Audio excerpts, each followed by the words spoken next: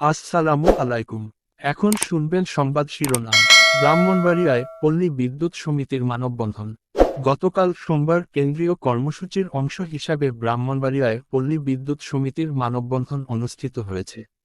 অভিন্ন চাকুরিবিধি প্রণয়ন ও সকল চুক্তিভিত্তিক অনিয়মিত কর্মচারীদের চাকুরি নিয়মীকরণের দাবিসহ বিভিন্ন দাবিতে সকালে ব্রাহ্মণবাড়িয়া জেলা প্রশাসকের কার্যালয়ের সামনে এ মানববন্ধন অনুষ্ঠিত হয়।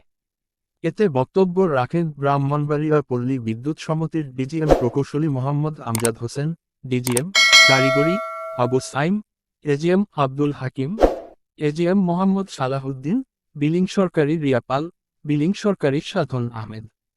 এ সময় বক্তারা বলেন, বাংলাদেশ পল্লী বিদ্যুতায়ন বোর্ড কর্তৃক নিম্নমানের বৈদ্যুতিক মালামাল ক্রয় ও সরবরাহ করায় গ্রাহক পর্যায়ে নিরবচ্ছিন্ন বিদ্যুৎ সরবরাহ করা যাচ্ছে না।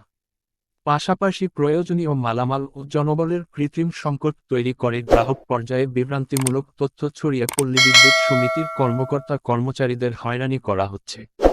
এ সময় তারা নিরবচ্ছিন্ন বিদ্যুৎ সরবরাহের জন্য দ্বৈতনীতি পরিহারপূর্বক অভিন্ন চাকরিবিধি প্রণয়ন ও সকল চুক্তিভিত্তিক অনিয়মিত কর্মচারীদের চাকুরি নিয়মীকরণের দাবি জানান। এমতাবস্থায় আগামীকাল ১ অক্টোবর থেকে বাপ্পী বোর্ডের সাথে পল্লী বিদ্যুৎ সমিতি সকল ধরনের যোগাযোগ, তথ্য সরবরাহ থেকে বিরত থাকার জন্য পরে বিদ্যুৎ সমিতির পক্ষ থেকে সিদ্ধান্ত গ্রহণ করা হয়েছে। মানববন্ধন কর্মসূচি পালন শেষে জেলা প্রশাসকের মাধ্যমে প্রধান উপদেষ্টা বরাবর স্মারকলিপি প্রদান করা হয়।